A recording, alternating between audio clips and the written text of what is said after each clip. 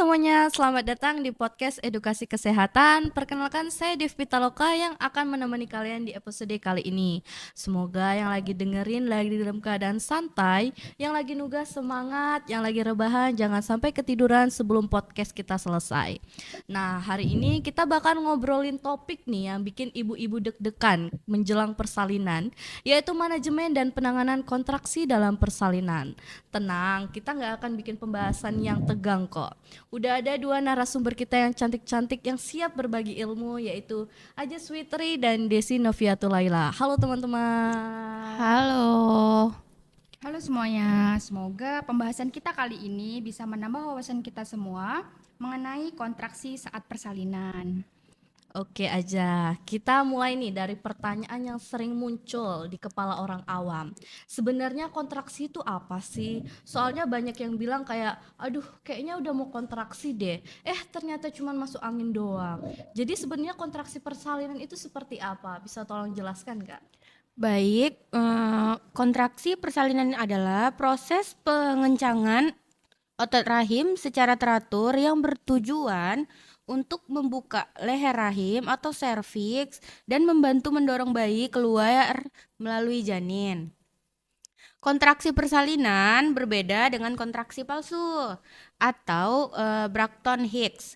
Kontraksi persalinan asli biasanya semakin kuat, semakin lama durasinya, semakin sering terjadi dan tidak hilang meskipun ibu beristirahat. Nah, berarti kontraksi ini bukan hanya sekedar rasa sakit ya, tapi memang ada proses penting yang sedang berlangsung di dalam perut ibu. Ya, betul sekali. Oke, kalau gitu ini sih yang bikin saya penasaran. Desi, kan katanya kontraksi itu semakin lama semakin sakit ya. Memangnya ada ciri-ciri khusus nggak sih yang membedakan antara ini tuh benar-benar kontraksi persalinan atau hanya sekedar kontraksi palsu gitu? Kontraksi normal itu ada beberapa karakteristik ya. Pertama itu frekuensinya semakin sering, misalnya nih dari 10 menit menjadi 5 menit gitu. Kemudian yang kedua itu durasinya semakin lama, sekitar 30 hingga 60 detik gitu.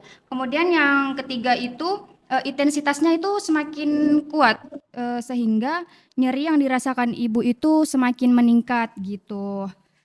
Nah, kontraksi juga itu menyebabkan pembukaan serviks terus bertambah sehingga pembukaan lengkap. Wah, jadi sebenarnya tubuh ibu itu ngasih kode ya kalau persalinan itu sudah semakin dekat. Ya, betul sekali. Oke, ngomong-ngomong soal kontraksi nih, kenapa sih harus ada yang namanya manajemen kontraksi? Memangnya kalau dibiarkan mengalir begitu saja nggak bisa ya?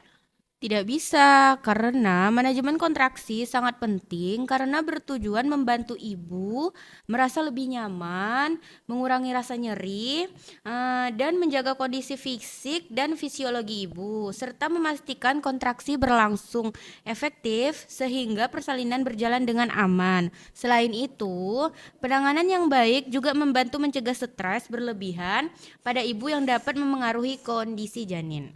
Oke, sekarang masuk di bagian yang paling ditunggu-tunggu nih. Desi, kalau ibu lagi merasakan kesakitan saat kontraksi, selain disuruh yang sabar ya Bu, itu sebenarnya ada cara lain nggak sih atau metode yang bisa bikin ibu itu lebih merasa lebih nyaman gitu? Oke, ada beberapa cara nih untuk mengurangi nyeri ibu tanpa obat nih. Yang pertama itu mengatur teknik pernapasan saat kontraksi, kemudian juga memberikan dukungan emosional dari suami, keluarga, atau tenaga kesehatan gitu. Kemudian juga melakukan pijatan ringan pada punggung bawah ibu. Kemudian juga bisa mengubah posisi seperti berjalan, duduk di jimbol, atau miring ke kiri gitu. Kemudian juga mendengarkan musik yang menenangkan gitu. Terus melakukan relaksasi dan distraksi.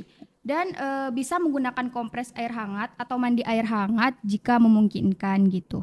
Nah, ini menarik banget nih. Berarti yang membantu itu bukan hanya sekedar obat ya, tetapi hal-hal sederhana juga membantu. Berarti suami yang menemani di dalam persalinan itu bukan hanya berdiri sambil bingung ya, ada perannya juga ternyata. Benar sekali. Kehadiran pendamping itu sangat penting untuk ibu bersalin. Oke, kalau misalnya cara-cara yang tadi itu belum cukup membantu, apakah ada penanganan yang menggunakan obat juga? Iya, ada, yaitu penanganan farmakologi diperlukan sesuai indikasi medis. Contohnya, penggunaan analgesik untuk mengurangi nyeri atau anestesi epidural pada kondisi tertentu.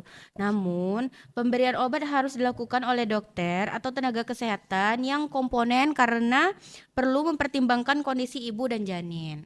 Oke, tadi kita sudah membahas nih bagaimana ibu bisa mengatasi nyeri kontraksi. Nah, sekarang aku penasaran nih, di balik proses persalinan, bidan itu juga memiliki peran yang sangat besar kan? Jadi sebenarnya apa saja sih yang dilakukan bidan saat mendampingin ibu yang sedang mengalami kontraksi? Baik, ada beberapa nih peran bidan. Yang pertama itu mengobservasi frekuensi, durasi, dan kekuatan kontraksi gitu. Kemudian bidan juga memantau denyut jantung janin, memantau kemajuan pembukaan serviks, dan bidan juga memberikan edukasi tentang teknik bernapas dan relaksasi gitu. Bidan juga memberikan dukungan emosional kepada ibu, mengenali tanda bahaya, dan segera melakukan rujukan bila diperlukan gitu. Nah, selain memastikan persalinan berjalan lancar, pasti ada kondisi-kondisi yang harus benar-benar diwaspadai kan? Aza, kalau selama kontraksi muncul tanda-tanda tertentu, kapan ibu atau keluarga harus segera meminta bantuan tenaga kesehatan? Ada beberapa tanda. Yang pertama, pendarahan yang banyak. Kedua, ketuban pecah disertai warna hijau pekat atau berbau. Kontraksi sangat kuat tetapi pembukaan tidak bertambah. Denyut jantung janin tidak normal. Ibu mengalami kejang, sesak napas atau tekanan darah sangat tinggi. Jika kondisi tersebut terjadi, tenaga kesehatan harus segera melakukan penanganan sesuai prosedur. Oke, sebelum kita tutup podcast kita nih, aku mau minta satu pesan nih buat calon ibu yang mungkin sekarang lagi menghitung hari menuju persalinan. Desi, boleh dong kasih tips supaya ibu bisa lebih siap atau tenang untuk menghadapi kontraksi? Baik, ini ada beberapa tips nih untuk ibu bersalin ya. Oke. Pertama itu tetap tenang dan tidak panik. Walaupun saat persalinan itu sakitnya luar biasa, tapi usahakan tetap tenang dan tidak panik. Kemudian atur napas ibu secara perlahan saat kontraksinya datang. Kemudian makan dan minum sesuai anjuran tenaga kesehatan agar energi ibu juga tetap terjaga. Kemudian jangan ragu meminta bantuan dari dokter, bidan, atau tenaga kesehatan lainnya. Kemudian ikuti arahan tenaga kesehatan selama proses persalinan. Kemudian persiapan mental dan dukungan keluarga itu juga sangat membantu ya pada proses kelancaran persalinan. Wah, ternyata banyak sekali nih hal yang kita pelajarin hari ini. Jadi sekarang kalau kita mendengar kata kontraksi, semoga yang terbayang bukan hanya rasa sakit, tetapi juga paham kalau kontraksi adalah proses alami yang membantu bayi lahir ke dunia. Nggak terasa kita sudah sampai di penghujung podcast. Terima kasih kepada Aja Switri dan Desi yang sudah berbagi ilmu dengan penjelasan yang dipahamin. Sebelum pamit, saya tutup dengan satu pantun boleh ya? Boleh dong. Burung merpati terbang melayang, Cakep. hinggap sebentar di atas dahan. Cakep. Terima kasih sudah mendengarkan. Sampai jumpa di pembahasan berikutnya teman-teman. Saya Dev Pitaloka mengucapkan terima kasih. Tetap semangat belajar, jaga kesehatan, dan sampai jumpa di podcast edukasi selanjutnya. Bye-bye.